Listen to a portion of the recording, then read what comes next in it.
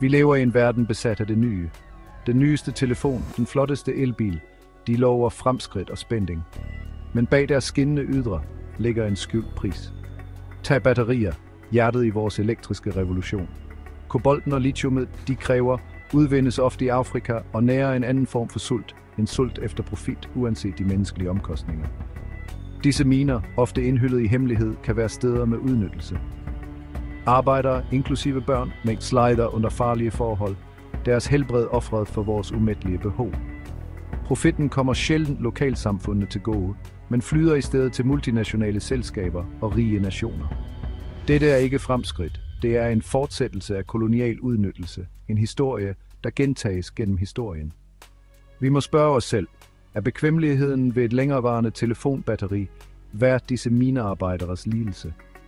Kan vi fejre overgangen til elbiler, mens vi ignorerer de menneskerettighedskrænkelser, der driver deres produktion? Det er ikke lette spørgsmål, men det er spørgsmål, vi ikke længere har råd til at ignorere. Den sande pris for fremskridt skal tage højde for alle involverede, ikke kun slutforbrugeren. Fra Tokyos gader til catwalks i Paris spreder modetrend sig over hele kloden.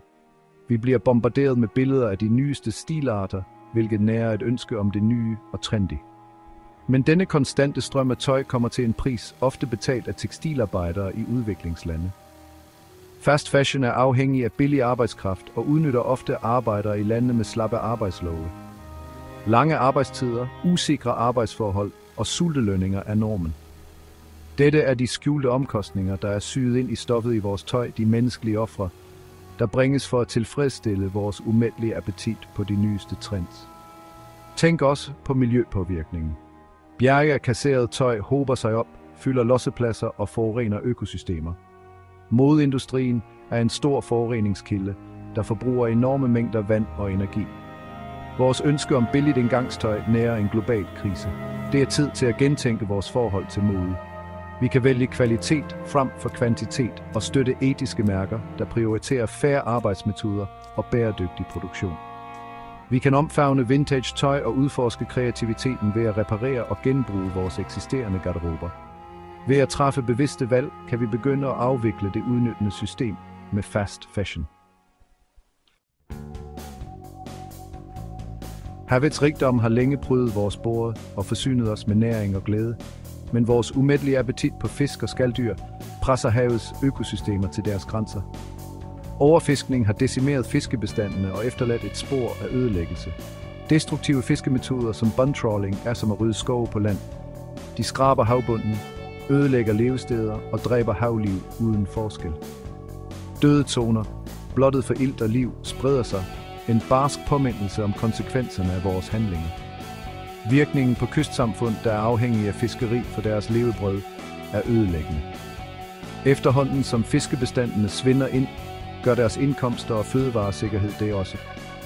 Den sande pris for vores skaldyr måles ikke kun i kroner og øre, men i ødelæggelsen af økosystemer og de levebrød, de støtter.